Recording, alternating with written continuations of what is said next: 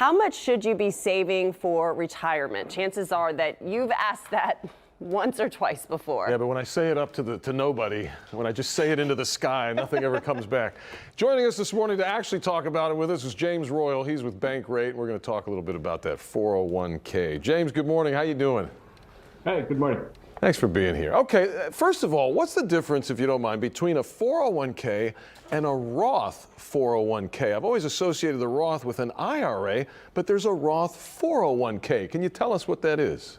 Yeah, so the traditional 401k gives you tax-deferred benefits. You get to input contributions and not pay tax on them, and you only pay tax later on when you withdraw them. With a Roth 401k, you don't get that tax break today. You make after-tax contributions, but that keeps Uncle Sam out of your tax business, out of your retirement account forever, ultimately. That means you grow your earnings tax-free and you withdraw them tax-free on the back end for retirement. And so it's a very popular option for savers.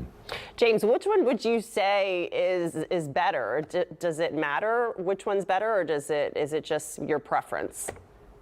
Yeah. So which one matters? Which one is better depends on where you are in your tax situation. For people who are in lower tax brackets, the Roth 401k tends to be a better option. And for those in higher tax brackets, 35, 37%, the traditional 401k tends to be the better option because of those tax advantages. And then similarly, those who expect to be in a lower tax bracket later, the traditional works better for them because you avoid high taxes today and pay at a lower rate later, and vice versa for the 401k. Interesting. Yeah, that's why it's always good to talk with your CPA or whoever about that specifically. And how much, give us a general idea of how much we should be saving in that 401k?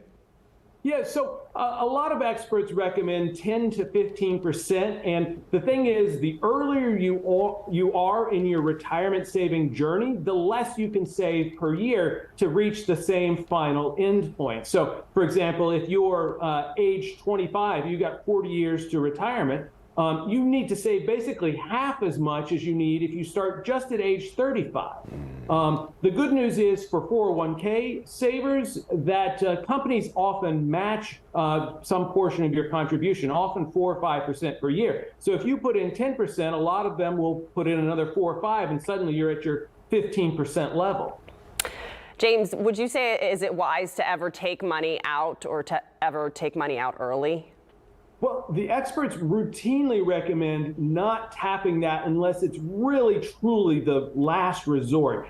Basically, when that money comes out of your account, it can't go back in. Even if you take a loan off that amount, which many 401k plans allow you to do, then you're still running against that treadmill to get that money back into the account. So you really want to make that an absolute last resort before you tap that account.